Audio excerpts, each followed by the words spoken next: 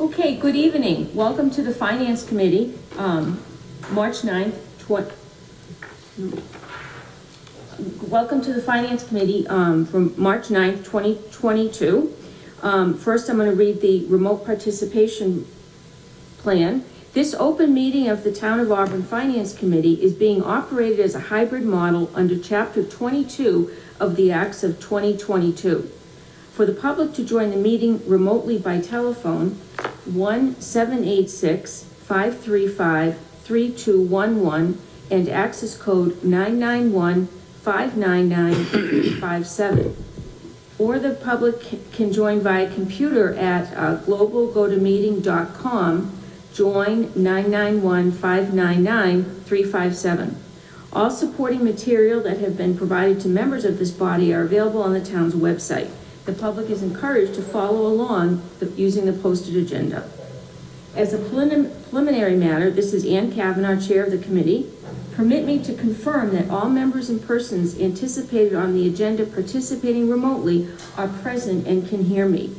Members, when I call your name, please respond in the affirmative. Kevin Kennedy. Here.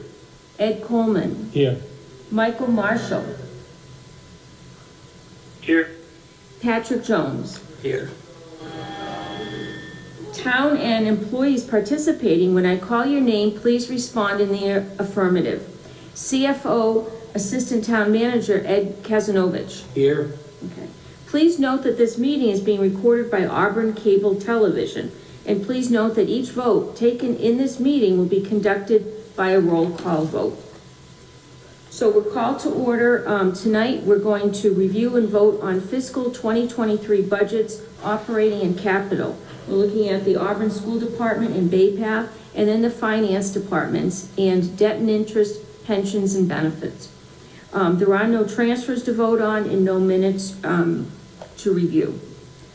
So we'll start with the school committee. Good evening, Mrs. Chamberlain. Good evening, Celia. Go right ahead. All right, good evening, everyone. My name is Beth Chamberlain. I'm serving as the acting superintendent of the Auburn Public Schools. I'm joined here this evening by Mrs. Worsbicky, our business manager, and we're happy to be here tonight. And at the end of our presentation, we'll welcome any questions that you have. So tonight, our budget presentation begins with our title of Continuing Response and Recovery. Response and recovery from many things over the past 2 years, as you are all well aware.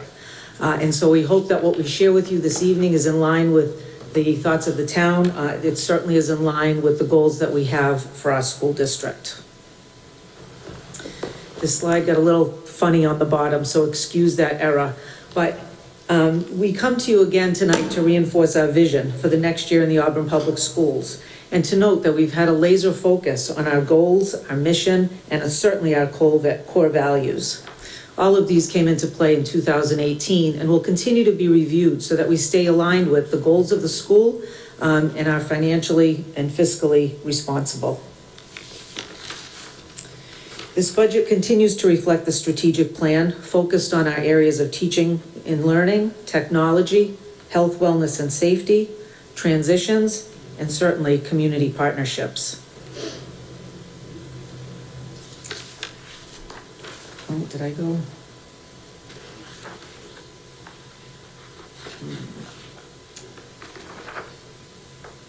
right, things are a little bit out of order, but we're going to move right along. So in teaching and learning, in keeping with our school committee expectations, we are focused on keeping our class size in our elementary schools at or below 25 students so that we can maintain our instructional integrity, and to keep appropriate class sizes at both Auburn Middle School and Auburn High School. As I believe you well know, we are committed to the use of technology in our school buildings, and we've had a long time standing one-to-one iPad initiative, where our middle school and high school students all have their own iPads. We have one-to-one capability at the elementary schools, though those never leave our schools. They are just available during the school day. This year, professional development has really taken a bit of a turn, and we've begun a 3-year focus on universal design for learning. This allows teachers to better meet the needs of all of our students by allowing students to have choice in how they learn, how they express their learning, and how they internalize new practices and concepts. We've also conducted an equity audit of the Auburn Public Schools to ensure that all of our students are having equitable experiences and equitable opportunities in our school district. These are really, truly very exciting times for us. We have a strong foundation to build upon, and we believe that universal design for learning and our focus on equity and balances within our district will help make us stronger than ever.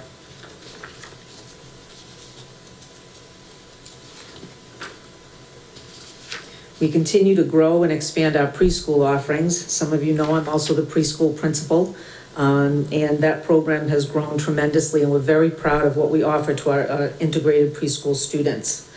We also continue to further develop outside of the school experiences for our students, and in the last several years, we've implemented our Encore program that is at 5 West Street for our students who are beyond grade 12 and still need some transitional assistance to be successful in the community, and we're very proud of that program as well. Health, wellness, and safety is a priority. A wide range of commitments fall under health, wellness, and safety, including most recently social emotional learning and the mental health needs of our students and staff. We have developed a strong and stable nursing corps, which came in very, very important over the last couple of years. Targeted supports for students with special and unique needs, facility safety, certainly, extracurricular activities, and healthy and nutritious meals for our students. We had a long-standing meal program throughout summers over the last couple of years as well. I share with you tonight for your information our free and reduced meals data. This does tend to fluctuate, but I will tell you this is, I think, my 13th year in the district, and these percentages have slowly climbed over those years. Certainly fluctuated sometimes, but they have definitely climbed. We know all transitions are challenging for students as they move through our schools, and we continue to make opportunities for students, parents, and guardians so that we can ease that transition, so that everyone feels safe and welcomed in our schools, including our new families as they come to us. We've always been an active participant in the Auburn community, which is so vibrant. This year's no exception, and COVID-19 has really further cemented the need we have for one another and our need to work together. We have a positive relationship with Auburn Youth and Family, the Chamber of Commerce, certainly the boards of the town of Auburn. I just want to take a moment to thank Julie Jacobson and Mr. Kazanovich for their support of the district. And I would be remiss if I didn't put a shout out for Darlene Coyle and Eileen Alexander for the support they've given us this year through COVID-19.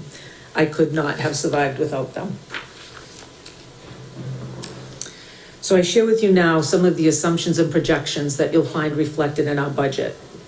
The FY23 preliminary cherry sheet estimates have been released for Auburn, and Chapter 70 preliminary number is $14,035,168, which is an increase in funding of $1,750,607 from FY22 Chapter 70 funding. You will also see in the budget documentation, we have new staff proposed.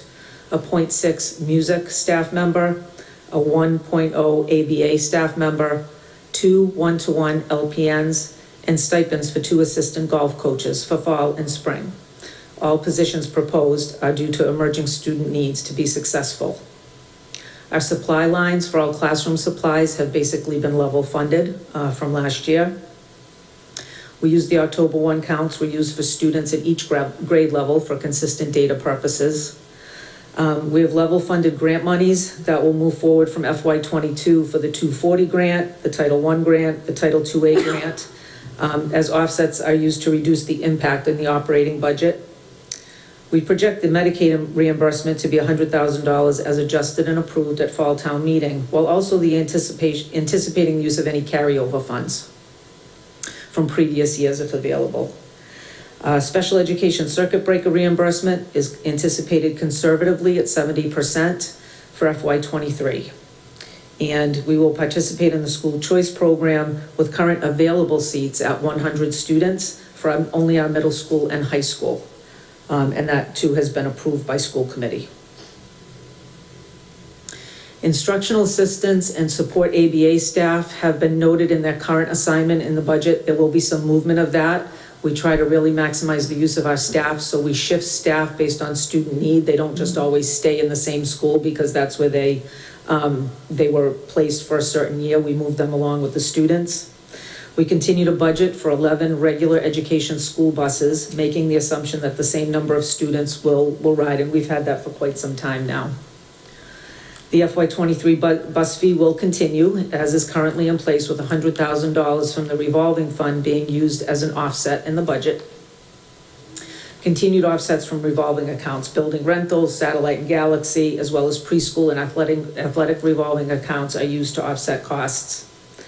We recently looked at our oil pricing. So the oil pricing per gallon for FY23 is going to be at $2.90 a gallon.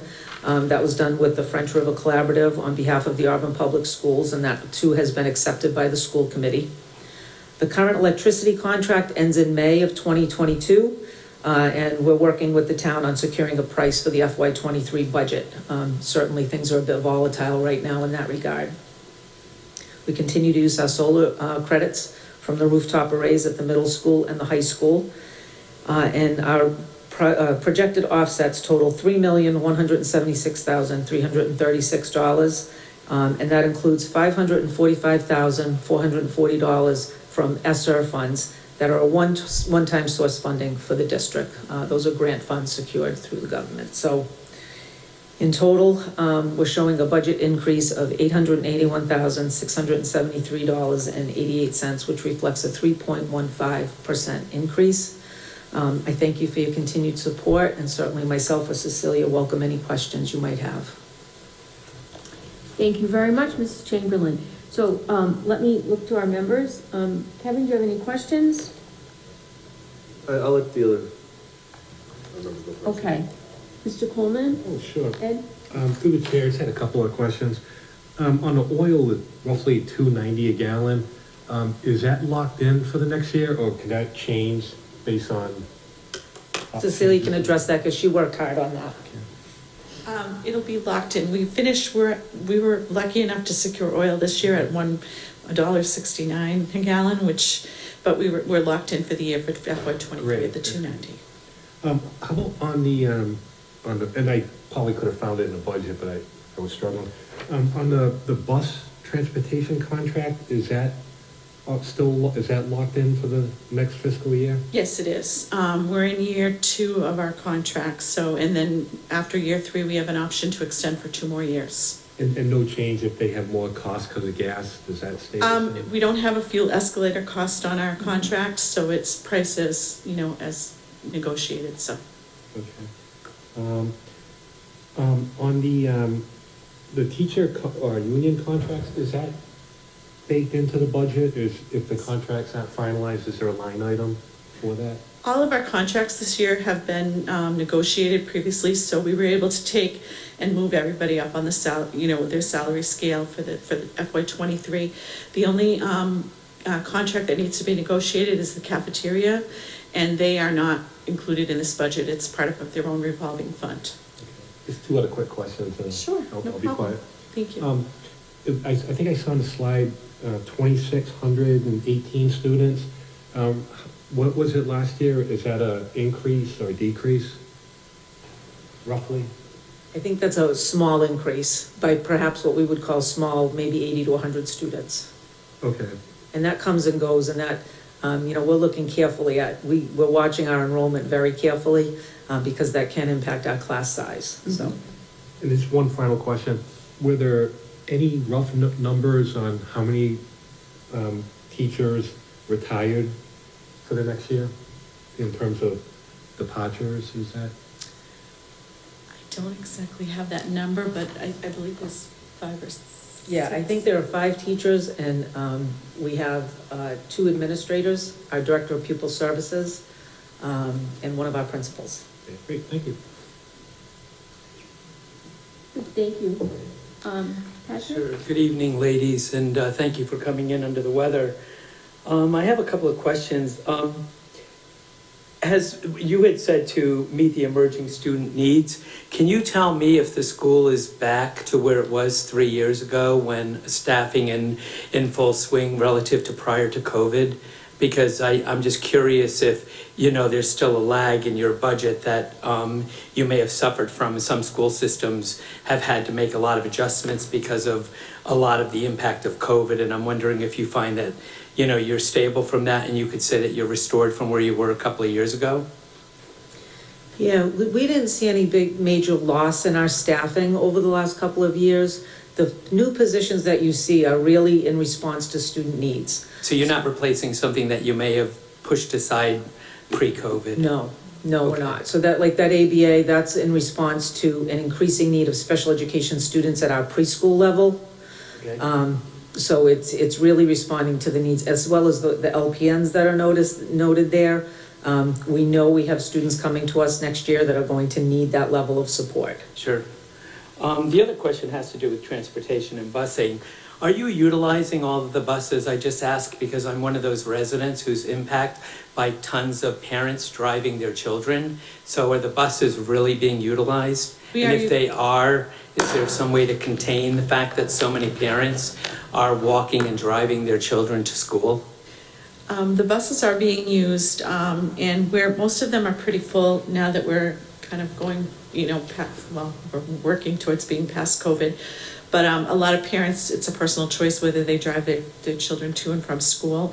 We hope that they'll take advantage of the bus. Sure, and I don't, at a time when gas prices are about to go over $4 if they haven't already, and we're looking at the utility costs and so many things, if you're finding that you're only manning so many buses, that's really the direction I'm going. I'm not going against personal choice, but I certainly don't want to put a bus out on a route that is going to have one child in it if we can push a bus between two routes.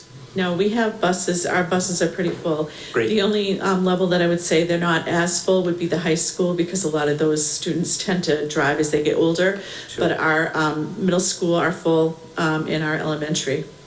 Okay. Those were really two of the focal points that I had. Thank you for your Okay. time. Thank you, Patrick. Michael Marshall, would you like to ask any questions? My colleagues have been very thorough, so I'm all set. Okay, thank you. And I think you have been thorough.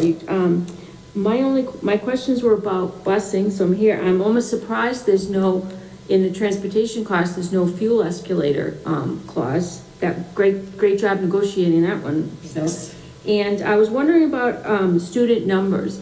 I believe last year there was a drop-off in the number of students, if I'm incorrect. Has that number increased back to the prior year? We lost about 90 students last year with COVID, and then I believe like 55 have come back or returned.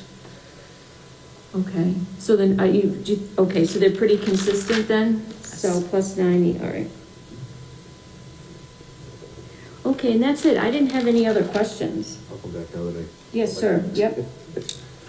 Just a quick, we talked last week briefly, part of the opening presentation was working collaboratively with the town relative to an HR director sort of position. Can you just kind of give us your side of how you think that's going to benefit the relationship with the town side and the largest employer being the school side? Yeah, so I will say in my time as assistant superintendent and now as acting, HR is a very complicated world, particularly now, right? Things have just become more complicated. And the ability to appropriately, accurately, and effectively support different situations, whether it's a discipline situation, a benefits question, FMLA has now, there are so many nuances to how that works and when people can come back. And I will tell you, as an educator, I was not trained in that, right? So I can't express enough how much we would benefit from that. I think it would be a huge add to the district and to the town to have that support.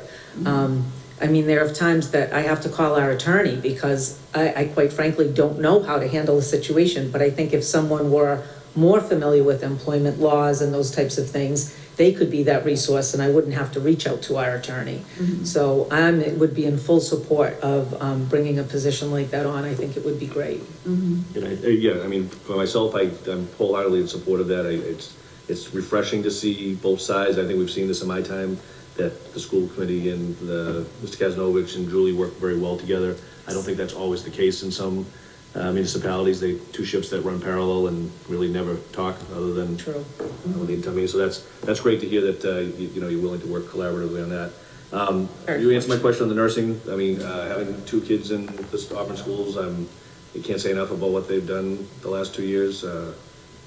Yeah, just amazing. Amazing. I wish there was a way we could find money and give them all a bonus for what they've done the last 2 years. It's You been mentioned- remarkable. You mentioned strategic planning. I was fortunate enough to be on your strategic plan group. It's going back 3 years now, Sid? It was 2018. Wow.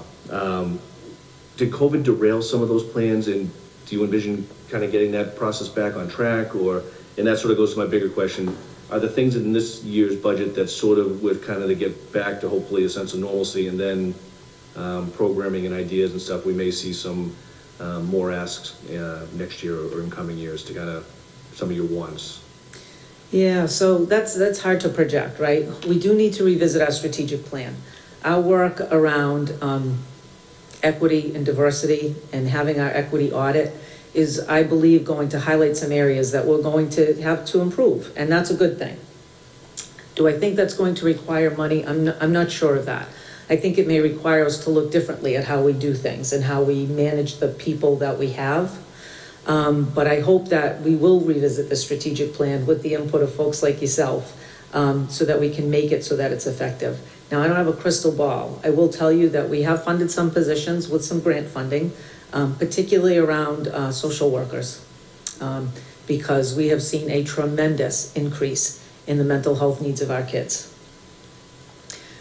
How long that's going to be for and what we're going to need to sustain that with, I don't know. But we also have a very strong guidance core at the heart that's already in our budget and has been for some time. And again, I think we're trying to build some programming with what we have, whether it's the Bright programming, which is a program that we have for kids with extended absences who have to reassimilate into the school system and need some help kind of getting caught back up and back into shape to be there, or our enterprise program that can service kids that maybe have more significant, maybe mental health needs, but can still function in a school setting with lots of support. If we can build those things in, we can actually save some money with the staff that we have. And that's what we're using this grant funding is to kind of give us a leg up to get that going. So I don't anticipate huge asks down the road, but it's hard to know at this time, because honestly, I feel like we're just getting our feet under us again as far as doing the work of education versus the work of COVID. I spent the better part of 2 years, and I feel like that's all I talked about. And so now when we talk about budget, quite frankly, it feels pretty good, It feels pretty good to talk about things that are more normal. So, yeah, hard to know. And I've thought several times over the last couple of years, back in 2018, that I think every group that we broke up into in that strategic planning had social and emotional well-being of the students in there. And if you give Dr. Brunel, she had a crystal ball, I don't know, but she led us down that path. But certainly things I think were put in place that helped support the district over the last 2 years that if they weren't there, I think would have been Absolutely. detrimental. So praise there. But no, I think that's all I have. Thank you. Good, thank you. All right, should we look at the CIP? It's the next to last page. I had a question about iPads. Is there a regular, what's the plan in terms of replacing them? What's the lifespan of an iPad, for instance? We just had a meeting on this the other day. So our tech director will tell you between 3 and 4 years. All right. So we are potentially, and these are all preliminary discussions, but looking at, obviously, the students coming into 6th grade need them because that's when we begin our one-to-one, and then looking at a potential replacement in 9th grade. But then recycling those down. Some of our elementary students, while we are one-to-one at the elementary level in the school building, some of them are very old. So, their life expectancy is not that long, but we're also investigating, there are ways to recycle and get some funding back for old iPads. And so we're investigating that now. So as kids leave the 12th grade and we recycle those down to our younger kids, then can we take the ones that they have that are even older than that and get some money back for them? So we just met with Mr. Bouvier and he's exploring some options for that now. Okay, so basically you're buying iPads for the 6th grade and the 9th grade every year. Okay, all right. And we've taken to buying them now as opposed to leasing. Yeah, So, yeah, we own them outright. it must be cheaper, is it, to buy them? You get longer term use on them? It's a mix, you know, Is it? Okay. we've been fortunate. I mean, it almost, if you think about the lease, we were talking about this the other day, it's almost, you're purchasing it kind of over 3 years, you're spacing out the payments, because basically, at the end of the 3 years, we're able to keep them. Oh, So okay. it's not like we have to return them or anything, so, Mm-hmm. we end up kind of, but we're not using the leasing part of it anymore, so. Okay, good. Thank you. Okay, gentlemen, any questions on the CIP? No? Mike Marshall, do you have any questions on the CIP? I'm good, thank you. Okay, thank you. So, without any other questions, do I hear a motion to recommend the, let's see, let me read this off first. The fiscal 2022 appropriation for the school department is $27,988,540. The department request for fiscal 2023 is $28,870,214. And as Mrs. Chamberlain said, that's an increase of $881,674, or a 3.15% increase. Do I hear a motion to recommend the $28,870,214 budget? Motion to recommend? Second? Okay, all in favor, and let me do the roll call. Kevin, Yes. Ed, Yes. Michael,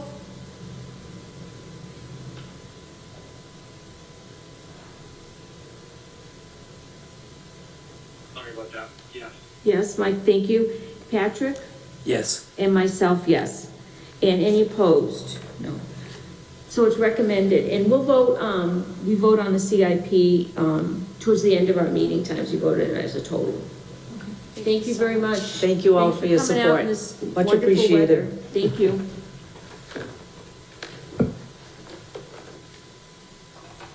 All right.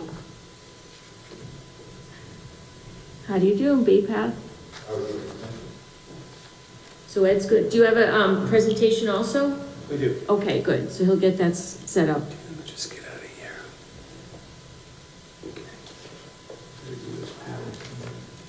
There might be, let's see. There we go.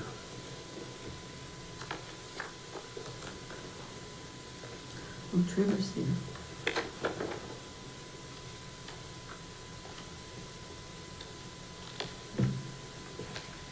And before we get started, I just wanted to say I'm on the line. Good, thank you, Trevor. I just noticed that you've I'm not seeing. joined the meeting. Thank you. Usually. Just missed the cut on the last one, but I'm here now. Okay, thank you. Right here. Bay Path Vocational School will be presenting very shortly. USB. There, Okay. all right. So, the mouse is better, the touchpad didn't drive me nuts.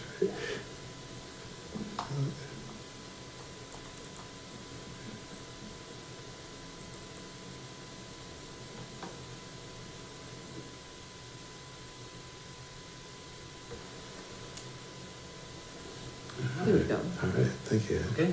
Thank you.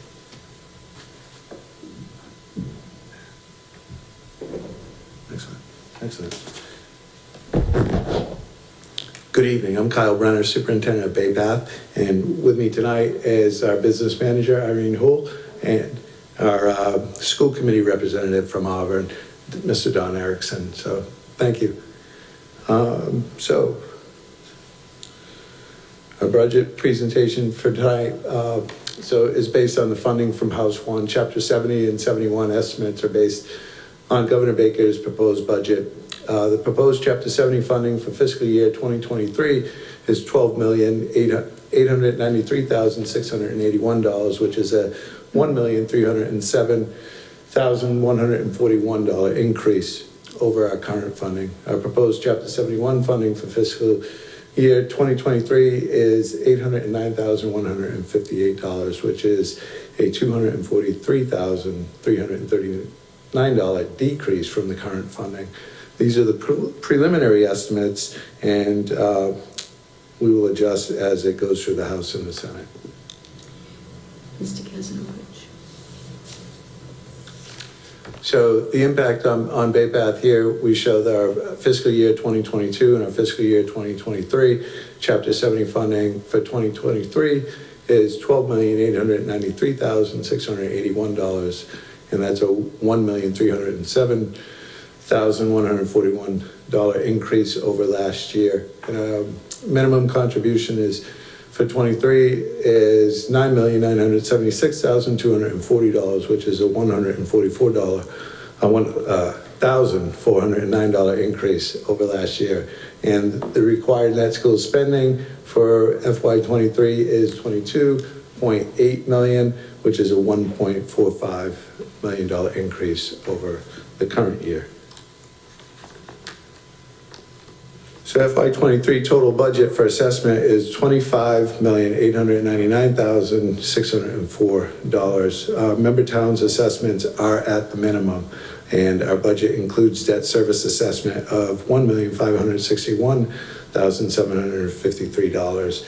Our operational budget does not require funds above the minimum contributions by our member communities, and our member assessment total is $12,090,417.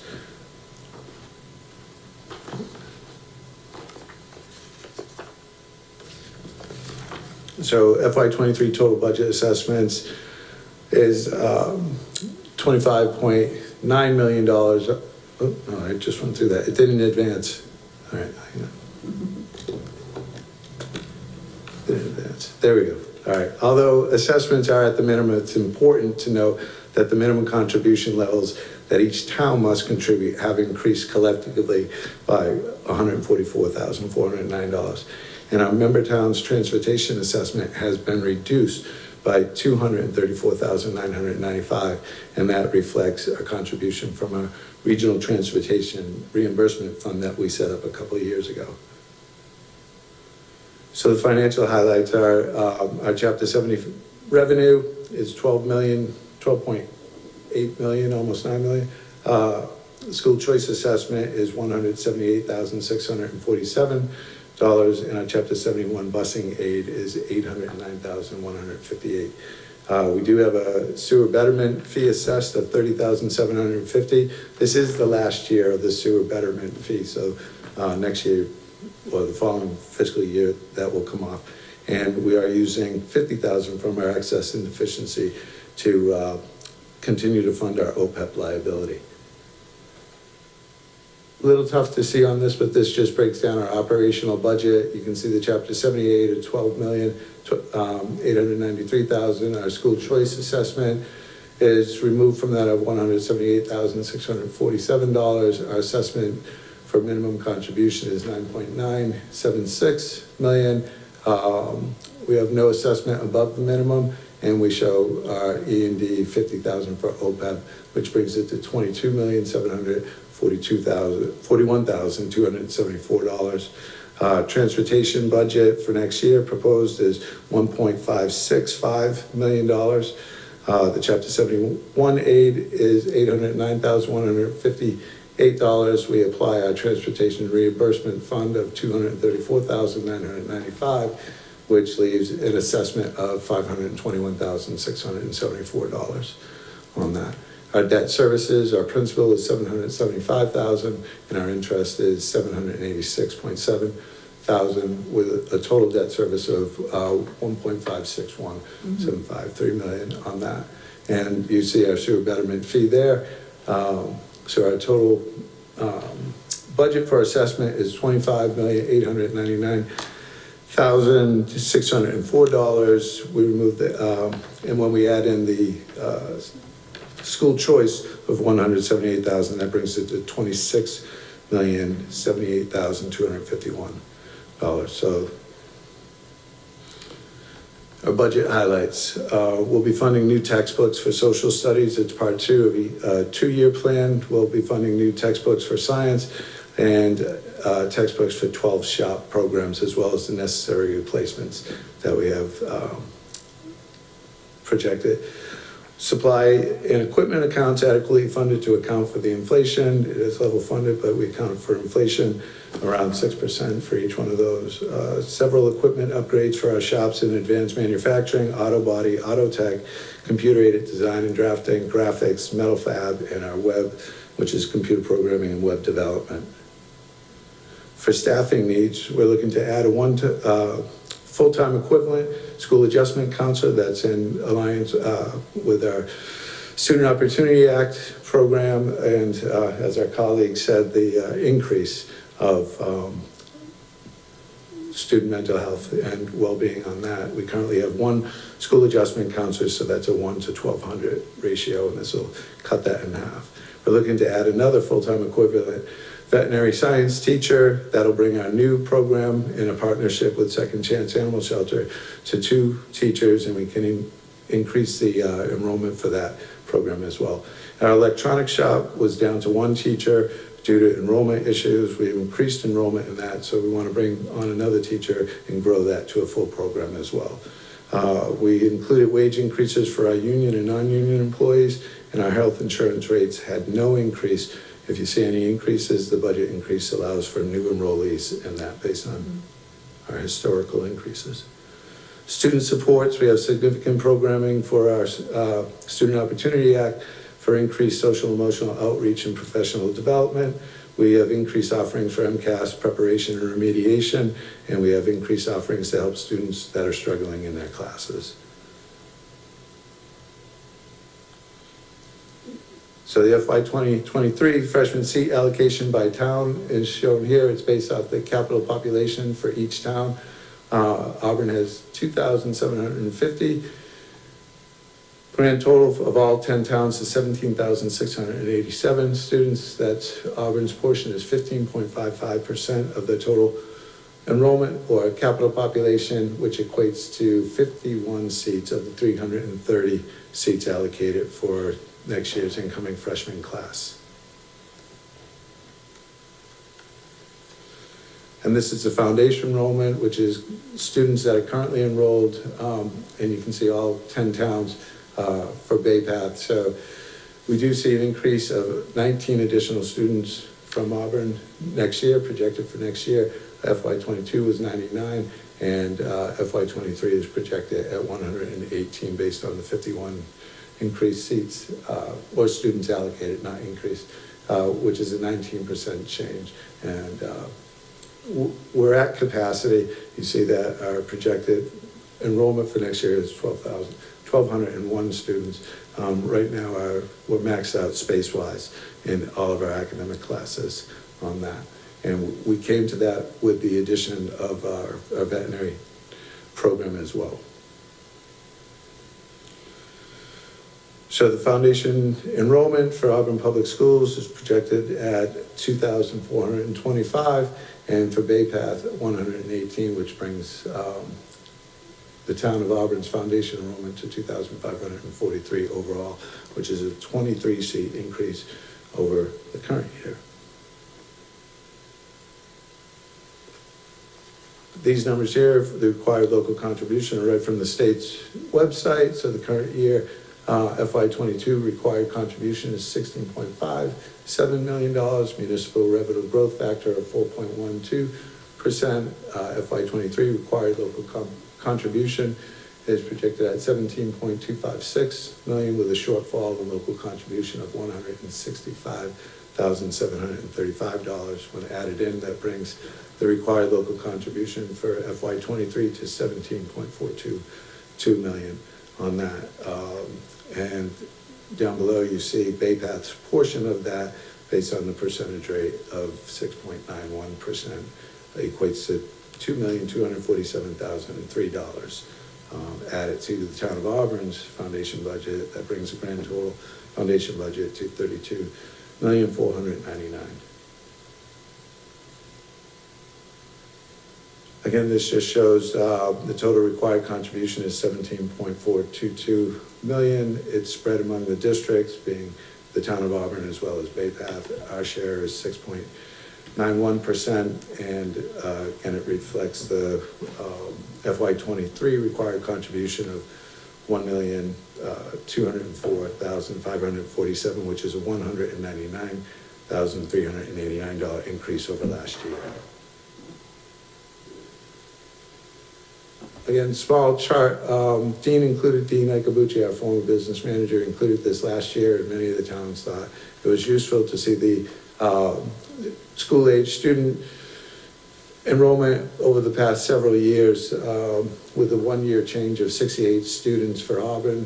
Last year was 2,682, and this year, FY '23 is projected at 2,750, a 68 student increase on that. Overall, combining our 10-town district, there's a decrease of 539 students on that.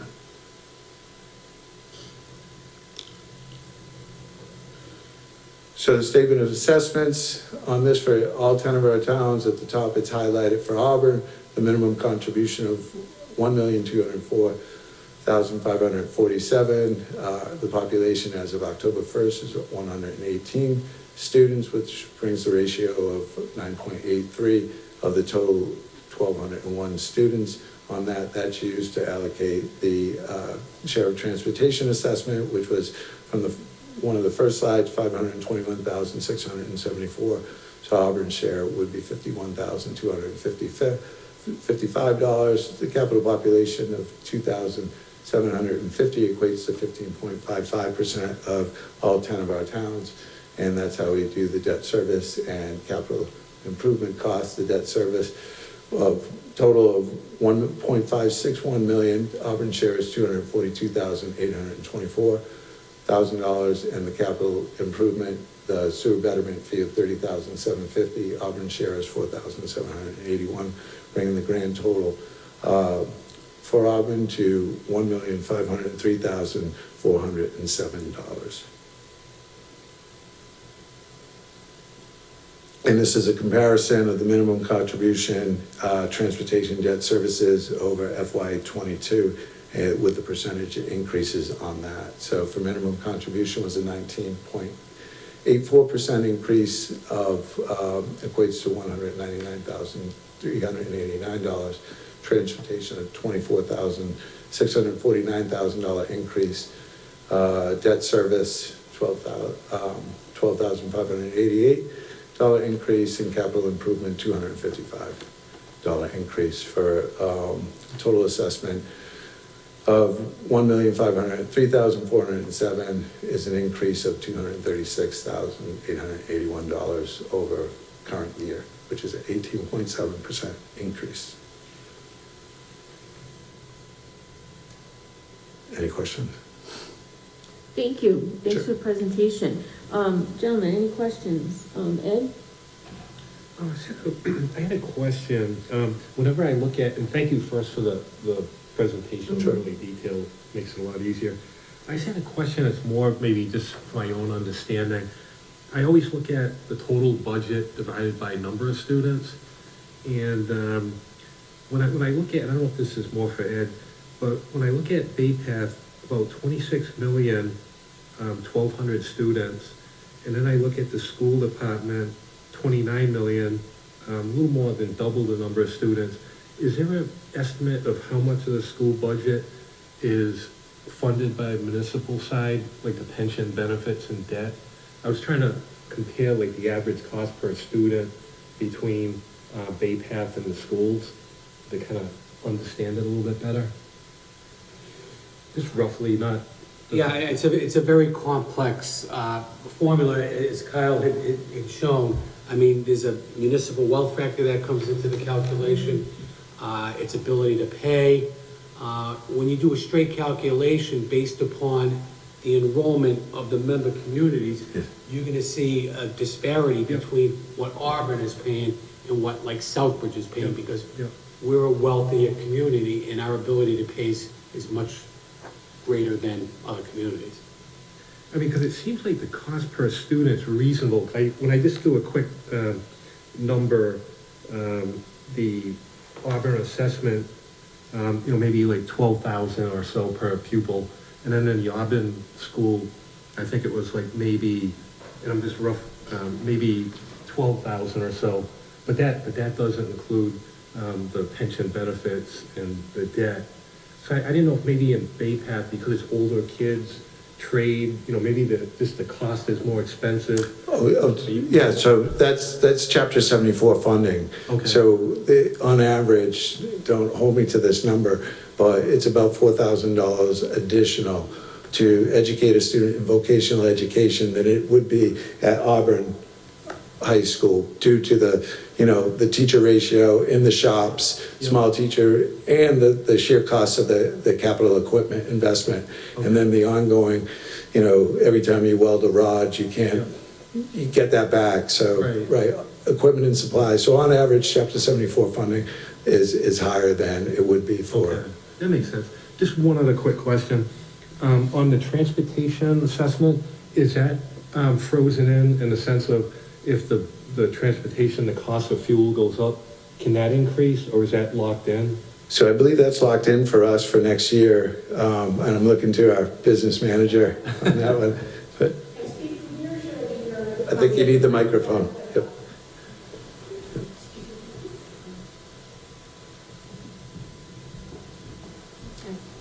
We are currently in year 3 of a 3-year contract, but there are provisions for 2 one-year extensions. So I'll be looking to use, a 1-year extension. Now, whether or not they can wiggle out of that, I'm not sure. So that's one of the things on my agenda over the next week or 2 is to nail that down. I believe we're locked in, but I'm not going to promise you. Okay, great, thank you.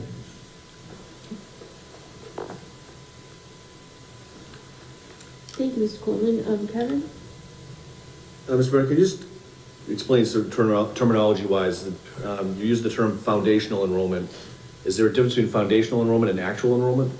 No, so foundational enrollment is the actual students. That's October 1 enrollment.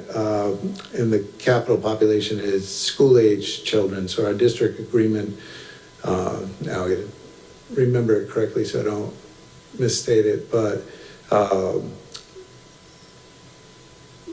foundational enrollment is used for transportation assessments because that's transporting actual students enrolled as of October 1. And then the capital population, school-age children, is used to assess capital costs, like the sewer betterment fee and our interest and principal loans on that. So Foundational enrollment is what the town of Auburn has for school-age children, but the actual enrollment for kids that are taking advantage of the Bay Path education, you mentioned 51 seats for next year's freshman class, doesn't necessarily mean you'll have 51 Auburn freshmen next year. we will, because it may fluctuate a little bit, but we just finished and sent out the letters to all students who applied that did get accepted on that, and we're on track to fill all of Auburn's seats. Okay, and my second question, I understand it's a complicated formula. In past years, Dean had gone over it with us, but I think, for folks that look at these documents online from town are gonna notice that percent increase significant for the town of Auburn. I know Paxton's a little bit higher, but overall the dollar amount isn't nearly what ours is. Can you help us understand Sure, why Auburn's got such a, it's almost $200,000 increase alone on the minimum contribution? Sure. And I think what might help is this slide. So we're adding 19 more students from Auburn from this current year. So current enrollment is 99 and projected enrollment for FY23 is 118. So that's a 19% increase of student population in the school. That's really quick and dirty explanation. It is deeper based on, as Mr. Ed, thank you, stated, we look at the other, the wealth of the town, and that's shown right here, and the municipal revenue growth factor is added in. So, that's getting in. And if Dean had a tough time explaining it, I'm definitely going to have a tough time explaining that one, but I think I think that shortfall in local contribution is leading to an increase in our assessment in conjunction with the increase of the 19 students. yes. So it's Double hit. basically Many factors come Factors. into the calculation, but those are the two main driving factors. And one last question, and it may be good that both school parties are here. Dr. Chamberlain, you mentioned 100 students coming into school choice for middle and high school. Do those 100 students get accounted for in our numbers? So are we paying for those school choice students to be in our foundational enrollment numbers? And I just received the definition of foundation enrollment from Mars, and it talked about school choice. And do you know off the top of your head? Because I could pull the email up. But, The quick answer is yes. The foundation enrollment for Auburn is every student you are financially responsible for. So that's students going to your schools, students going to out-of-district schools for special needs, school choice students, and the students coming to Bay Path. It does not include students going to private, or religious schools. So that's the difference between capital, which is your school-age population, and foundation. So if I'm understanding that correctly, if the Auburn Public Schools were to take 20 less, well, that's, I guess, based on the formula, so that's not accurate, but fewer school choice, our percentage, our $200,000 increase would have been less. If we would have, Okay, in terms of Bay Path, no. Okay, so in other words, the amount that you pay to Bay Path, is based entirely on the number of students coming to Bay Path. In terms of the state's calculations for the total that you have to spend for all your students, regardless of where they're going, that would possibly make a difference, but not in terms of what you're being assessed for Bay Path students. I believe that what you're saying is that there's a minimum expense per student. I don't know if the state does it. I'm not going to, it's not done per student per se, because every student is put into a different category. So you have to spend a certain amount on pre-K students, which is different than the amount you spend on elementary, which is different versus middle school, etc. Then you get extra amounts of money for each one of those classes of students that are English language learners, that are special needs, that are low income, etc. So it really isn't on a set amount per student, it's per student of a particular category. It really is complicated.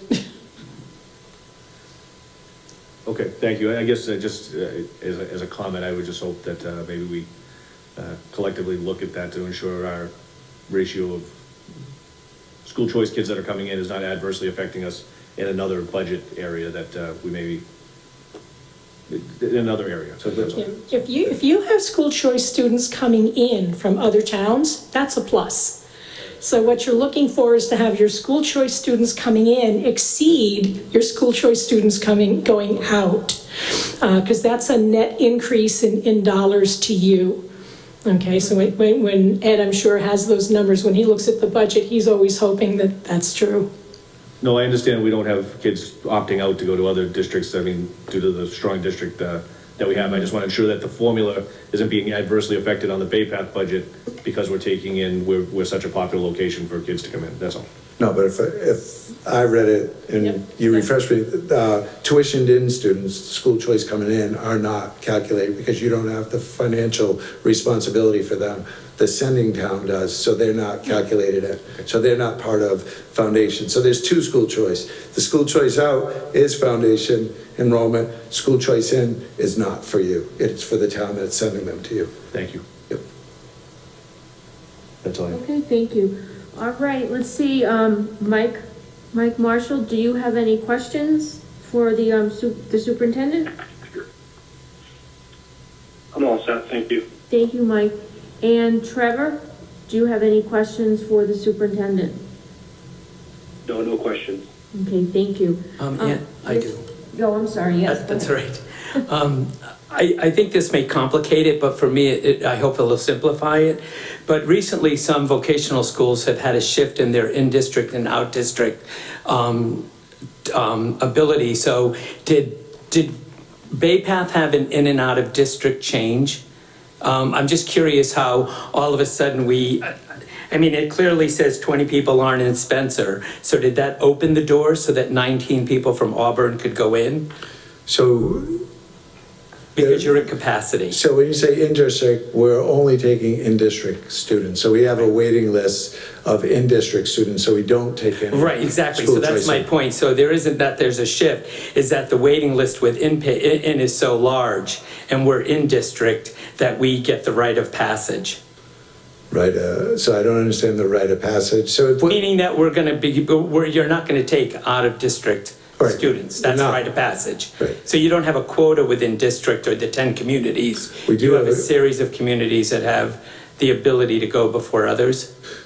so we do I have, know the so, term, there's in-district and out-of-district that's used with vocational school systems, so I'm really asking if you can clarify that as it relates to Bay Path. sure, absolutely. So we do, our district agreement with our 10 communities allows a quota based on foundation enrollment. So that's how you came up with, or we came up with, let me see. 55 seats. You're right, so that was back here. So our total enrollment for FY '23 is 1,201 students. So we add all the foundation enrollments together and calculate, oh, wait, that's not the one I want. Yeah, yeah. Freshman seat allocation. So that's based on capital population, which is school-age children in the town of Auburn. The district, that's what we use per the district agreement. You see all our 10 sending communities here. So Auburn's school-age children report is 2,750 eligible students, and that is 15.55% of the total for our 10-town district of 17,687. Then we know what our incoming freshman capacity is of 330. We multiply 15.55% to that, and that equates to 51 seats allocated to Auburn. Yep. So that can fluctuate based on, the fluctuation of school-age children. Right, per- because per between the district. two charts, we're the highest with the new enrollees coming in at 19, and we're also sitting at the highest with the 51 seats. So I mean, it's clear, sort of in a way, why we're being assessed more. And Ed, to your point, it's because we're AAA rated and we're such a strong financial community, we just have to bear the brunt of it. I think of it as Cadillac tax, because we're doing so well. My next question has to do with the OPED and the $50,000 and the excess and deficiency. I'm just wondering, in your excess and deficiency, does it ever relate where you have to give any of your communities part of that excess back, since you could assess them if there weren't a deficiency? And you do show an excess because you're funding OPED. Okay, so two things. In terms of OPEB, the idea is to build it to a certain amount. Right. And then at that point, you can now fund either directly from there, or you set kind of a maximum that you're going to fund from your regular budget, to cover retiree insurance, and then pull the other part of it from that OPEB account. So you build to a certain reserve and then you stop. You don't want to go, you say, okay, now we've got enough reserve. And then as the money comes in, you start paying it back out. So are you actually saying that you're not increasing the value of your OPED, but that you're actually... Oh, no, we are. No. We're nowhere near the point where we're ready to do that yet. Yeah. It'll be several years before we reach what, there's firms that do this for us. No, and I understand the concept of it. Yeah. Yep, I do. But I'm just, in your letter, it says that you have an excess of, appropriated from an excess of deficiency funds to continue funding OPED. Yeah. So my question goes back to excess and deficiency. Okay, that was the second part of what I was Okay, going to say. yep. So I just wanted to get the OPEB part clear. Sure. Sorry if I over-explained. Nope, we're good. I tend to do that. So the excess and deficiency, what we do is typically use it to fund capital. And we'll come to you and we'll say, look, we've got this many thousands of dollars. Here's a capital need that we have. If we use the excess and deficiency for that, we don't have to come to you to get a special vote, for a capital expense. This year, what we have done, what school committee just voted on this past Monday, was we're splitting our excess and deficiency in half. Half of it is going to a capital purchase, and half of it is in fact being returned to the towns in the form of a credit on their last quarterly payment for the assessment. So for Auburn, that's approximately $7,981. And will Auburn see that benefit and that credit in their first quarter payment? Or do they? No, it has to be spent for this year, so it'll actually come off of the fourth quarter payment for the fiscal year '22 budget. So it's coming off the fourth quarter, not being altered on the first quarter? Correct, again, because excess and deficiency has to be spent within that same fiscal year, following the year in which it was earned, so to speak. I'm with you. And then my last question is really sort of a little bit, just trying to clarify the 10 communities that you have, just to be sure they're all what you would say in district. I'm sorry, wait, say Yeah. that again? I'm That sorry, if all you the heard me, 10 go ahead. communities that are in your budget now are all in district? Yes. Yes, Great, thank absolutely, you. yep. Okay. Just one last one. Congratulations on the vet tech program. I know that's been a huge success, and I can imagine just will continue to grow for the school. And this is sort of just a comment and a wish, as I see one of our future budget items, and every year we have discussions on it. Any plans for an agricultural program at Bay Path? Because we end up with sending students out of district down to Norfolk, and it becomes a fair, I mean, it's a great program, fair expense for our communities and the surrounding communities that are sending students quite a distance. And it's just a comment maybe for our school committee member representative that's here and yourself, that it certainly would be on everybody's radar. If Bay Path started an agricultural program, I think everybody would be in support and see a savings all around. Absolutely, no commitment from me on that, but we are looking, when we added the program, we did it under animal science with a concentration in veterinary science, because that's the population we're working with the second chance. And the state is looking at parsing that out and creating a separate, it's a SIP code called for veterinary science and a separate one for animal science on that, because there's a lot of large animals and things that you don't do. Our preference to the state is we stay in the category of animal science, which would allow the opening of that door in the future, rather than pigeonhole just for veterinary science. So it all comes down to space and money though, right? So, yeah. Okay, that was just a comment, that's all. Thank you. Thank you. Ms. Like mentioned, we have an acting program. I taught there for 34 years. I wasn't like this, I was young. But we had an acting program when we used to kids that there were more cows than there were people. Now all the farms have gone. I worked at Hillcrest Farm up here when there were cows. Sure. And that's still gone. So it's sort of little because of the farm leaving. So that it didn't come in that out. Sure. Thank you. Thank you. All right, I just have one question. It's regarding transportation. You made reference to a regional transportation reimbursement fund. Yes. Is that money that comes from the state? I'm gonna Yep. turn it back over. She can explain how it was set up. It's Yep. something that Dean set up a few years ago. Yep. Yes, it is. So what that is typically because of the changes in the budget from the governor's budget in January until the final budget, which this year happened to be in July, we usually, or at least the last couple of years, we're getting more money back than we had originally budgeted. So by setting up the Transportation Reimbursement Fund, that money went there rather than into excess and deficiency. With the stipulation, this is how that fund works, it must be spent in the following fiscal year for transportation. So what we do is we do in fact return it to you in the form of reducing what would otherwise be your full transportation cost assessment. So that's what it is. So every year that account zeroes out on June 30th. And then the next year, whatever excess we get goes into that fund and we use it to reduce your transportation assessment for the coming year. Okay, thank you. So continue with a question about transportation.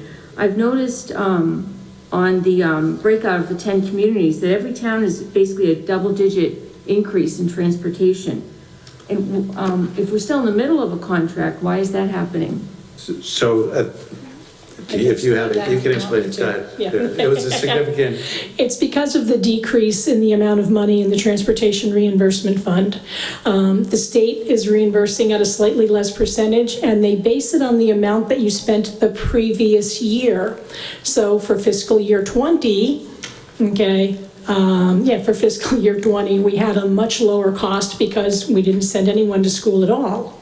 Now, for fiscal year 21, we were a little bit different because we were open. We were bringing in half of our kids every week. So I think we spent more than the state thought we were going to. So we're hoping, to be honest, that number's going to go up.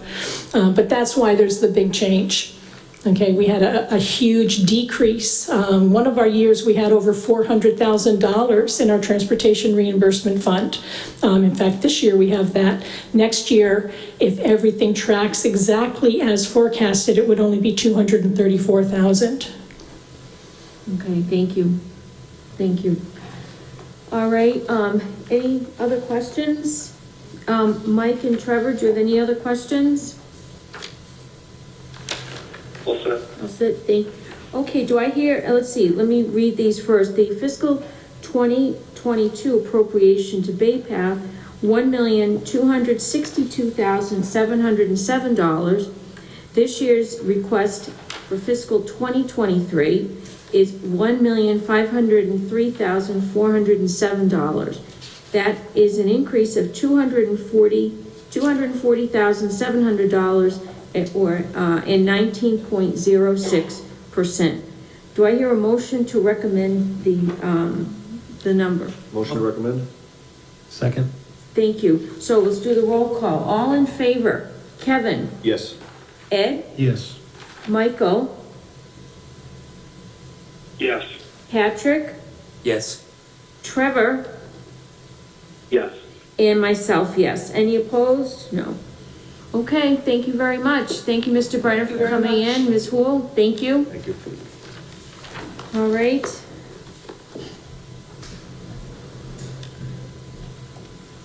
Okay, so now we're going to look at the finance departments.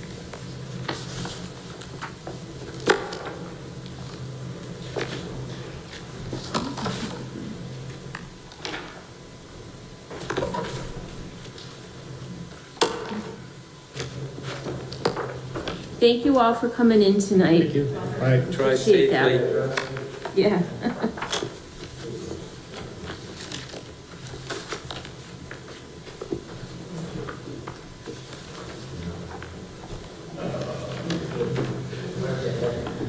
Okay, so we're looking at the finance department. We will end up voting, I'll read the final number for the finance. Can you give me a number? I'm like tabbed all over here. Yes, it is, 135. 135. Thank you. Oh, good. I keep going by it. It's in the middle. Okay, so we'll be voting on the bottom line number, and I want to read this off first before we talk about the individual departments. So the total finance department had a fiscal 2022 appropriation of $798,536. The amount requested this year is $858,475. That has a $59,938 increase, or 7.51% increase. So let's look at our first department is accountant. Okay, any questions on that department? Yes. Yes, sir. Mr. Casanova, can you just explain, I know you've done some planning for the future, relative to, some assistance in that. I'm noticing that you have an assistant town accountant position in there, but obviously, is that a part-time position, or is that a shared position, or what exactly is that? No, so I want to just highlight some of the aspects that apply to each of Okay. the three departments. Thank you. So for the most part, E&S is level funded, all but for the accountant. We have a new assistant. And so we are investing in training and certification. So if the town accountant should leave, we want to be able to call up the assistant to serve as town accountant. So there is a value to that.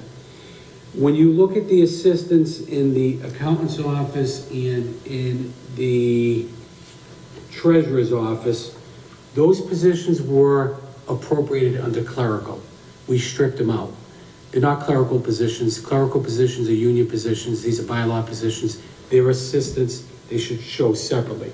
So you're gonna see a reduction in the clerical as an offset of stripping those out. So are you saying like an assistant assessor is not a union position because it's not clerical, it's, okay, So the assistants, over the years, were lumped in with the clerical. right, yeah. Not union positions, Their Okay. management. the management.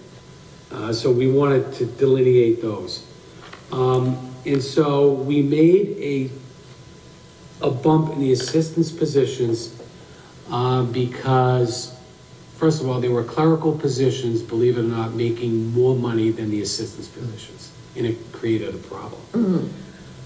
So I think we identified that over the years, they've outpaced the assistants position. We need to make adjustments because it's tough to fill those positions. Did you make them non-union management also for succession planning? They've always been, well, years ago, they were union positions. Years ago, we took them out of the union and made them non-union positions because they're serving as the department heads in the absence of the department head. And so that should be a non-union position. We also made an adjustment in the chief assessor's position and the treasurer's position. Our comp showed that we were well below comparable communities, our 14 comparable communities.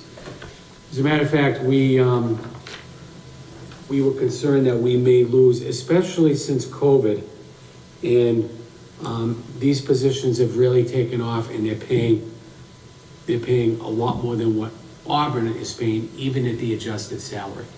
So we had to make a bump, at least to retain what we have. These concerns were brought to our attention directly from the department heads themselves. They know that have the ability to earn more money elsewhere. We had to make a correction, or we're gonna lose some talented people. So that's been built into the budget. And that's basically the highlights of the changes that have been recommended in FY '23, Madam Chair. Thank you very much. Okay. Okay, let's see, questions? Any other questions about the accountant department? Just a quick question, and it relates to what you just discussed, was the retention, and we're training these people up. You know, these are obviously people that have degrees in accounting. I don't know if they're CPAs, but in municipal accounting is a unique beast from what I've learned in my time on finance committee. Do you have a plan to sort of get these folks up? We ran into this issue with inspectional services in the past several years. I think it's been corrected to some degree, where we had inspectors and whatnot that we were training up, getting them to a high level, and they were being siphoned off, stolen by other smaller communities who were paying them significantly more. So that's my concern, is this plan, and I'm sure you've got a handle on what your thoughts are. I'm just curious what your thoughts are for the future, because when I look at these numbers, I just don't know how you retain some of Kevin, those that's a great salaries. question. So Julie and I have discussed this, especially as it applied to certain individuals within the FY '23 budget.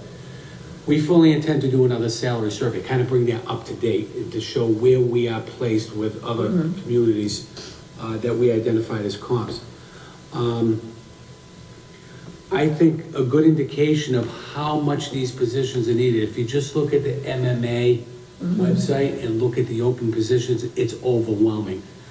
I can tell you, and I know Patrick is. I was gonna make a couple of comments about this too, but go ahead. So, you know, I mean, years ago, you would look at MMA, it may be limited to a page or two of open positions. Now, there are hundreds of positions that are open throughout the Commonwealth of Massachusetts. These positions are very difficult to fill. They're calling retirees back. Other communities are trying to rough from other communities because there's no one out there to fill the position. So, so it is a concern, and you know, we've lost a few people along the way, and we can't afford to lose any more. So, Did you ever take the position of where they require significant educational background and certifications, and there's a whole bunch of accounting, whether it's CPAs or sort of giving, like, you know, an educational incentive or steps based upon their certifications that they obtain, whereas the entry-level management position in other departments may not require the same certifications and educational requirements? Do We're doing that for our assistants. We want to give an incentive if they're all taking professional development and they're getting their certification. Upon certification, we'd like to give them a bump. What that bump is, we haven't established yet, but it gives them an opportunity to enhance their pay. But not only that, but it gives us some security that those individuals can now serve as division heads because they got their certifications. Yeah, it's just, we talk about a plan for the future. I know myself, if I'm still, on this committee in several years, or whenever you decide to move off into retirement, I truly get nervous because of what you do and how well you do it for the town, and, how you're able to break down very complex things for, myself, who's not a financial guy, to explain things. So, you'd like to start to know who these folks are and who the next voices for the fiscal responsibility of the town are going to be. So, yeah. And quite honestly, that's why we brought in a town accountant, because he is a very seasoned individual. He has close to 30 years experience in municipal government. He served as CFO in the city of Worcester. He's positioned well to fill in if there's a void that occurs as a result of whatever, but yeah, I mean, Okay. Julie and I often talk about succession planning, and it's very important at all levels. Because if you lose a key individual and an office is rudderless, then it's a problem for the entire organization, not just for that one department. I think what I just wanted to add is the town's move to bring in an HR director will help cultivate and sustain strong talent. What you want to do is, and to your point that they do move on, but there's a lot of reasons, not just that they could be mentored and develop something, but if they're led poorly, or if there's other issues that are not having them want to stay, no matter how good of a job you do, they're going to move on. The trick is to keep them from looking for the carrot. And if you have proper succession planning and you reward them by taking a certification, you find that in many, and I won't say communities, because we know, like he has said, there's hundreds of pages of state auditors, and you name the position, and there's so many out there. But I think, to his point, that if you align the pay scale with the ability to mentor and to get certification and for them to earn something, your retention rate is going to be a lot stronger, because they're not going to be so quick to jump. The devil you know is better than the devil you don't know. So it's sort of like the Bay Path formula. Cultivating and retention is a very complex formula. You can't just bring an employee into any business anymore and just expect them to stay because that's their job. You have to cultivate them. You have to contribute and invest in them and give them a reason to invest back in you. And I think, to the point where they're looking to redesign with school and the city a whole HR department to take on job descriptions, to put in merit and abilities to learn more and grow and certify really does, help. And I think to move some of these departments out of the union and into management gives them more motivation, because they can be more effective in a higher role, if some of that helps. Thank you. Okay. All right, so continuing, any other questions? Mr. Coleman? No, I'm good. Thank you. Okay. Patrick, do you want to add any other questions? Am I the only one with a page 3 that has a series of numbers but with no, do we know? That's meaningless, so. Just get rid of it. Yeah. Thank you. Okay. I All just right. thought maybe something got cut off.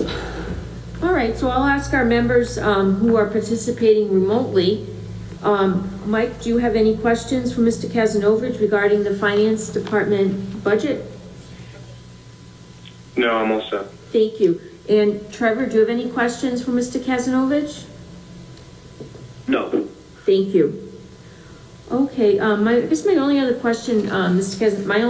Kazanovich, would be, are we going to see an article from the assessor for revals? For getting an outside No, that has been addressed, that was addressed at the fall town meeting. Okay, So that's all gonna right. carry through, it's gonna start this spring, Yep, and it will carry into the summer with a certification in September. okay, thank you. All right, well, looking back at the final, number, let's see, so we're looking at department request of $858,475, which is an increase of $59,939 to last year, which, or I should say the year we're in now, and that's a 7.51% increase. Do I hear a motion to recommend? Motion to recommend. Second. Thank you. Okay, all in favor, let's do a roll call. Kevin, Yes. Ed, Yes. Michael, Yes. Patrick, Yes. Trevor, Yes. and myself, yes. Any opposed? No. Okay, so that's, budget is approved. And now we're gonna look at pension and benefits, correct? Or debt first, debt and interest. So that would be, 541. Thank you. that's public services. That's public service. So we want, 710. 710. will let them know, Don. Yeah. It's a good thing I'm wearing my glasses, you know, right? If anyone here would like to go for a tour through Bay Path, I'm retired, so I have no life anyway. Please contact me. I've given him the information. Okay, Yourselves or the selectmen. okay. Perfect. Thank you. Glad to take you through. Okay, Mr. Erickson, right? Yeah. Thank you, Mr. Erickson. Thank you. Thanks, Don. All right, so looking at maturing debt.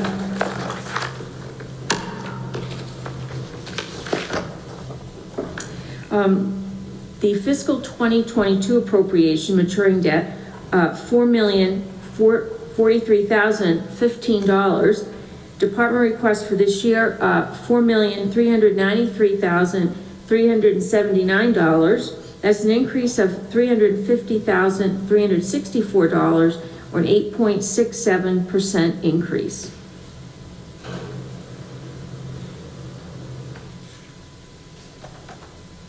Mr. Kazanovich, so GOB is general obligation bond, Correct. and that would include, what's included in that? So, the increase is a result of a number of things. We Okay. retired some debt, and we assumed some debt, roughly $5.3 million general obligation bond, 10-year purpose, that we went out for in November. So this debt schedule does include the first year debt payment of that obligation, as well as the interest in the other sections. So between assuming new debt of $565 and retiring debt of roughly $210,000, it nets out to $350,000. Okay, Now, looking at our capital for this year, we bond roughly every other year. So we would go out for a short-term note in November-ish, which means we would, on a short-term note, we would have an interest payment on the one-year renewal date, which would put us into FY '24. The following November, we would bond our short-term notes for the current year as well as this year. so you put the two together for Put the two together. Okay, Now, that may change all depending on interest rates. We try to capture the best rate when we can. yep, Certainly, we know rates are going up. So if we see an opportunity or recognize an opportunity to bond before the market really goes crazy, we may decide to bond in the fall, at which time we would request an appropriation at the fall town meeting. okay. And, we are, paying the middle school debt. Which, is the middle school debt on this? There are several issues, and there's a combining Okay. issue there. All right, A lot of these general obligations, if you look at the large ones, 16,425 in the 12, we know that has a middle school component in it, yeah, but it also includes other debt whether it be CIP or other loan authorizations that may have been granted for sewer projects or whatever. Yeah. We don't go out and borrow specifically for that purpose, we do a combining. So I would have to provide to you the actual OS or the bond prospectus that breaks that out. Okay, and that's not necessary, but, let me ask, what is an SRF loan? That's a sewer rate revolving fund. Okay, so that's for the sewer department. And that's an outside the debt limit borrowing? Sewer is outside the debt Yeah, limit, yes. yeah, I just verified. Yeah. So we are gonna be continuing to pay middle school debt until, what year? So I think the middle school has been open now, is this the 4th year maybe? It's probably a Okay. 20-year purpose, we probably banned it for two. So I would say probably 30, 35-ish. Okay, 2030, 20, yeah. 2030? Oh, no, it's a 20-year purpose, so if we're into it for 4, minus 2 is 6, 14 years. Oh. 2036 or Yeah, so. roughly 2036. Okay. And, of course, Actually, if you look behind, you have a debt schedule yes, behind. oh, I see, I beg, yep, yep, yep. So the 2014 for 16 million, we retire it in 2034. Okay, gotcha.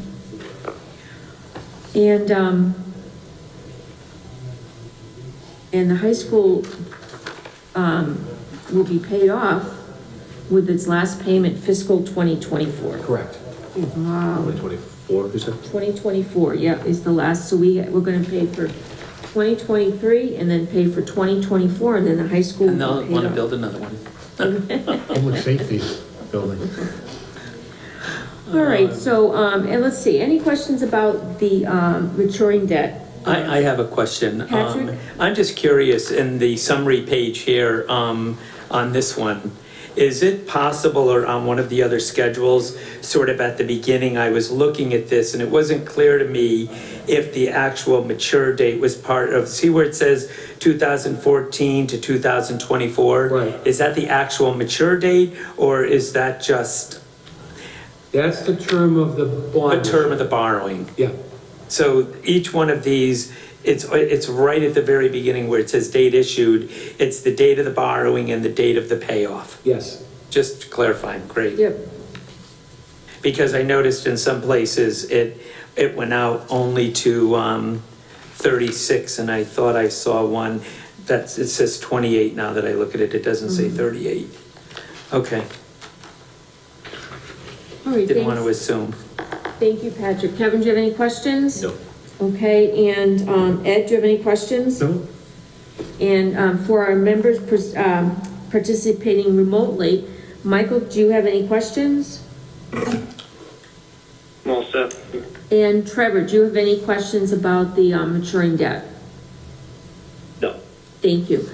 All right, so we have, this year's, request for the maturing debt is again $4,393,379. That's an increase of $350,364, or an 8.67% increase. Do I hear a motion to recommend? Motion to recommend. Second. Thank you, Kevin. Thank you, Ed. So, all in favor, let's do the roll call. Kevin, Yes. Ed, Yes. Michael, Yes. Patrick, Yes. Trevor, Yes. and myself, yes. So that carries, and now the next thing we're gonna look at is the, interest.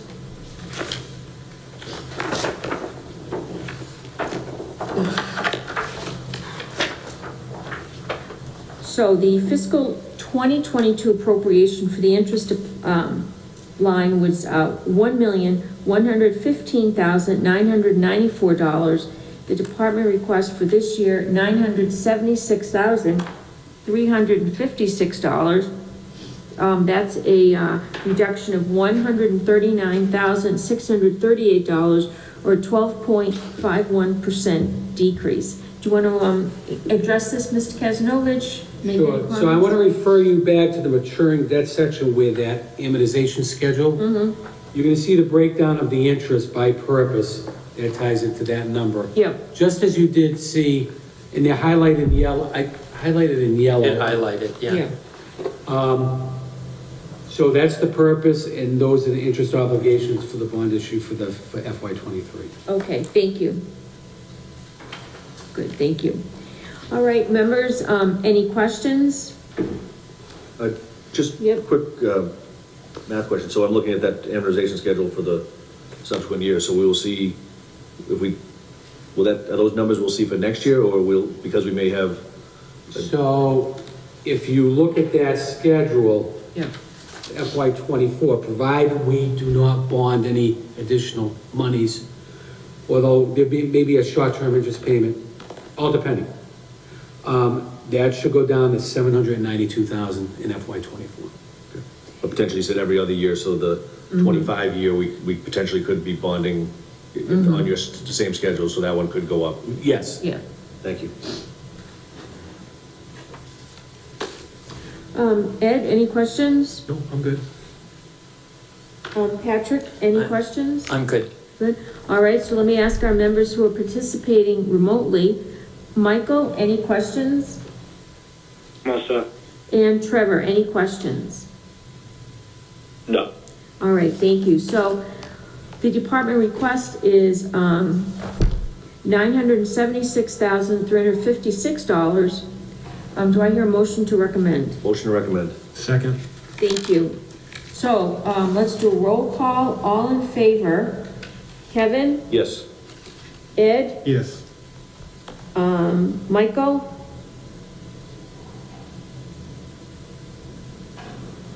Yes. Patrick? Yes. And Trevor? Yes. Thank you, and myself, yes, so that's approved. And I believe that, oh, we're gonna look at Pension and pensions. benefits. Pensions and benefits, yep, it's always a good one.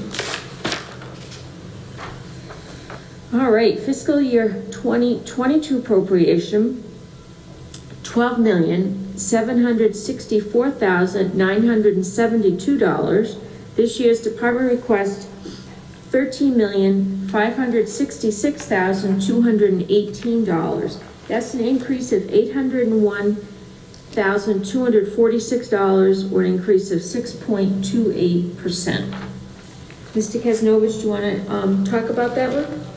Sure, so we know what the Worcester County retirement assessment is, that number has been given to us. We are gonna take advantage of a $78,000 savings, almost 79, if we pay that Yep. at the beginning of the fiscal year. So we've done that, probably this option became available maybe the last 4 to 5 fiscal years. We've always exercised that option. It just makes sense to do that. If we had a cash flow problem, I may not recommend that, but our cash balance is very healthy. And given the rate of return on our cash, it's minimal anyway, so it's not as if we. If Which the interest insurance rate are were you higher- paying? If the interest rate or return on our investments were higher, we may reconsider that option. Okay, It makes all the sense in the world to do that. The only unknown, everything else we indexed Medicare by a value of an anticipated COLA. Everything else is fixed. Unemployment comp is manageable now. Our claims are low. yep, For group insurance, we're losing Fallon. The Insurance Advisory Committee just voted, is it this week or last week, to go with a new provider as a substitute to Fallon called Always Health. But I don't know if we're gonna have any migration to open enrollment. So we're just making an assumption that all of the Fallon subscribers may go to Always. The Fallon plan, or Always, is, in terms of premium, is very comparable to what Fallon would have come in with. But Harvard Pilgrim is higher. In terms of network coverage, in terms of providers, I think Always covers about 97, 98% of what Fallon coverage had. So it makes sense that a lot of Fallon will just migrate over to Always, but I can't be certain about that. So we won't know until open enrollment. If there is a greater migration from those Fallon instead of Always over to Harvard, it may cost the town a little more because our share of the Harvard is greater than that of Always. So right now, we believe we're adequately funded. Quite honestly, even if there was a migration, we should be able to fund that through our trust. We have a very rich self-insured trust. We have about 10.5 million. We tend to use that to That's leverage excellent increase. for a city, town this size. Excuse me? 10 million is really good for a town this size. Right. So I think our average claims on a monthly basis is about $400,000. So typically, they want the trust to reflect about 5 to 6 months of actual claims. So we're well above that. We're doing very well. As a result of having a healthy trust, we typically offer our employees a premium holiday too during the year because that's their money as well.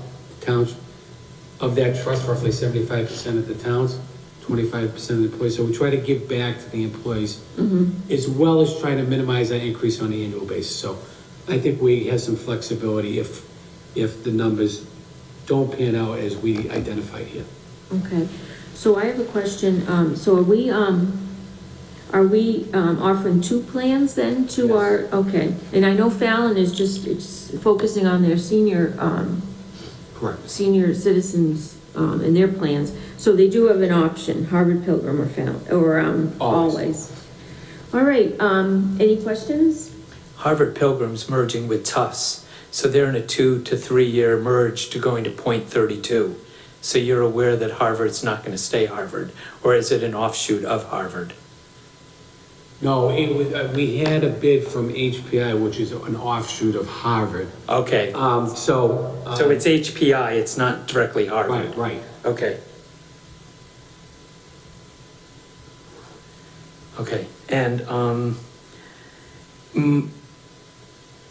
you said something about paying something in full. I was just trying to clarify which one of these you just said, I thought you said 75,000, or you said you were taking advantage of the premium, paying it in full, and I didn't get which line item you were referring to. Okay, so if you look at 517701, Worcester County Retirement, 4 million. Yep, We would pay that in full on July. that's what you would pay in July 1. full.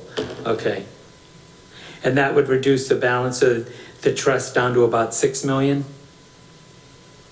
Or is that has nothing to do with coming out of the trust? Nothing to do with the Right. trust.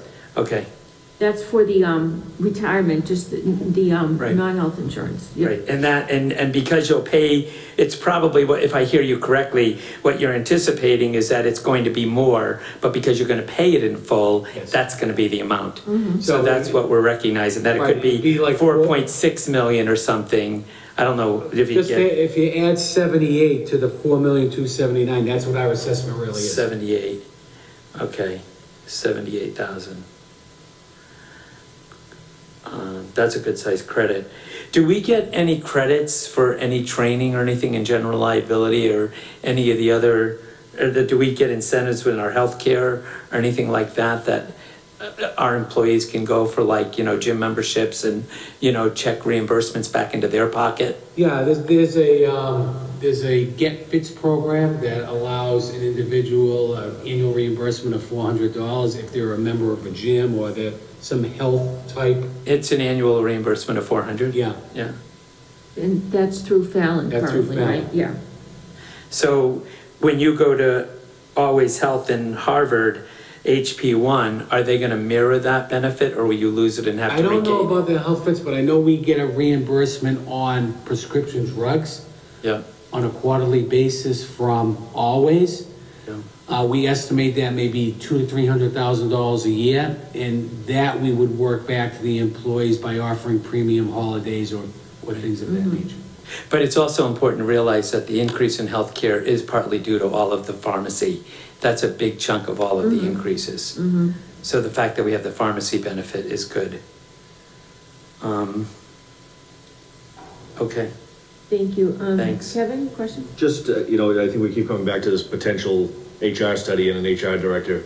And I think this is one of those sections of the budget that sort of, it's a big cost. And it's, when we look at each department head and they're looking for another position or they're looking for stuff, it doesn't seem like a big percentage, but then when I see this page here, it's sort of that underlying cost. Yeah. And Right. some of these are the costs they keep on giving because it goes on through their retirement and healthcare and disabilities, unemployment. And I just wonder if that HR director too will be just another avenue to maybe streamline some of these positions or positions within town that maybe are duplicating efforts or, just taking a closer look. that's why I asked the question of both the schools, if they were restoring themselves back from maybe a downsizing of COVID, because I wasn't on the finance committee a couple of years ago to see that they may have lost people. But it does appear like, I don't know that, I know that part-time people have to pay into OBRA and so forth. I don't necessarily know that some of these benefits, some of the people we heard tonight seemed like they'd be part-time. So there weren't a lot of FTEs that were really being added. That's a great point. I just want to emphasize what Irene brought up from Baypath in terms of OPEB trust. This is why we emphasize feeding the trust, because when you get to that benchmark or to a certain level, a portion of our healthcare costs are increasing because of those individuals who are retired. That money can work to mitigate the annual offset in healthcare costs. And you like to get it to a point where even just the interest you're earning on that OPEB trust Covers the hopefully annual come back costs. into the general fund is a funding source to help mitigate those annual increases, so. That won't happen in our lifetime, but we can prepare for it. Well, that's what I was gonna ask. I know we ended up with a few years back, a financial policy relatively open. So we really need to tighten up on our OPEB policy. And Come up contributions. with that benchmark into determine how these funds are gonna be invested. And what's the best return that we can get on even if we were to set up an investment portfolio. But there has to be done by designing a plan that gets you a benefit not only in the short term, but in the long term. So there's a short-term plan and a long-term. Because I know our policy was conservative, yet it was a larger number than most municipalities are putting towards it. And then I listened to Baypath talk about a $50,000 number, which is just truly a drop in the bucket to try and get to that. Right. And I forget how, the number was a big number that they wanted you at in terms of a. Well, because part of it is you're assessing the risk that you can have in your population based on the employees and the challenges that they face while they're employed with you. And then they do an actuarial study and they project it out based on how sick or how long their life expectancies are. And what, then they take into account inflation and all these other aspects that, actuarials are already like 10 or 15 years down the road knowing. So it's some of these are extremely complex formulas. We're not going to fix them here tonight. Oh, we'd love to. Ed, do you have any questions? Ed, is there any kind of like way down the road talk with municipalities about, it's never a popular topic, but eliminating the whole concept of a pension? I know that probably never worked, but it just, No, despite what you're seeing out in the private sector, a lot of pension systems can't fund their liabilities and they dissolve or. No, we're on a funding schedule, based upon actuarial study that's done. That puts us fully funded like in the year 2034. There's Mass General Law that says Yeah, retirement things have to be funded by like 2039, Okay. 2040. Something like that. I know Yeah. they've extended it over the years.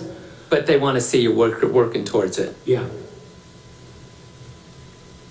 yeah, it's a tough one. I mean, I'm not saying they should eliminate pensions, but it's just, a lot of cities. Yeah, but you have to Well, remember, people paid in They there. never eliminate pensions because we're not part of a social security. Right, we're not paying into Social Security, so we don't No. have Social Security and everybody else Yeah. gets that. Yeah. So you can't eliminate them, they won't have anything. Right. Yeah. Unless they evolved it, like all new hires, and then they would pay into Social Security, but then you'd have to adjust their wages, because they expect. But they did that in 1986. What they did was they did force people, so if you worked in a municipality, and you know this better than any of us here, if you worked in a municipality before 86 or 89, you were automatically had to get into a pension program. But after that, if you were working for the city of Auburn, and then you left and you didn't work for a year and went somewhere else, you had to go on to Social Security, because you couldn't bridge your pension. Right.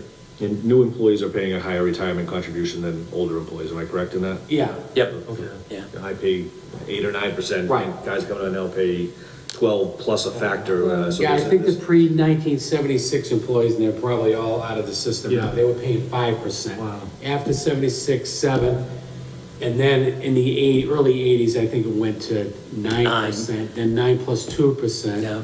Yeah. Okay, thank you. So let me ask our members who are participating remotely, Michael, do you have any questions? I'm all set. Thanks, Michael. And Trevor, do you have any questions? No, not at this time, thank you. Thank you. I just want to make one note. In fiscal year 2019, we're paying Worcester County Retirement $2.9 million. And this year requested 2023 is $4.3 million. That's a 48% increase, if I'm reading correctly, in only 4 years. Is that, do you think, due to more retirees that, or just, or a decrease in returns on investments? I think it's a combination of things. I think if you look at the historic trend, we've been trending at 11, 12% increase every year. Okay. So like you said, 4 years, that's roughly the number that. You're not seeing the rate of returns, especially in the last 3 or 4 years that you saw years ago. I mean, even interest income is a general fund revenue on the town side. We used to get like $400,000 a year. We're lucky if we get $60,000 a year. So that return on investment would go back into the retirement system is a funding source to minimize the amount of assessment. That return is no longer there. Okay. Any other? And I think a lot of municipalities got themselves in trouble Yeah. because they had risky investments that went belly up. Orange County, California, I think everyone's familiar with Yeah, that. that one. You know, that risk element kind of played into the being more of you want a modest return, but you don't want to. Right. There's certain provisions that allow you certain risk factors, so. I was living in California when they ran into all those troubles, so I used to read about in the paper, and that was an elected position, the treasurer of Orange County. And if I recall correctly, the treasurer was looking for advice about where to invest, and one of his resources was his astrologer. So that tells you that, yeah, that wasn't gonna work. All right, so fiscal year recommendation for pensions and benefits, $13,566,218. Do I hear a motion to recommend? Motion to recommend. Second. Thank you. So let's do a roll call. Kevin? Yes. Ed? Yes. Michael? Yes. Patrick? Yes. Trevor? Yes. And myself, yes. So that's recommended. Okay, and I believe that's it for this evening. Does anyone have any questions? No? So next week, just so I can, we can be prepared, next week we're going to have, I didn't Madam have. Chair, police, Yes, sir. fire, and emergency management next week. Police, fire, emergency management, thank you. And it's in an email that Sharon sent us. Any other questions? No? Okay, motion to adjourn? Motion to adjourn. Thank you, so moved. All right.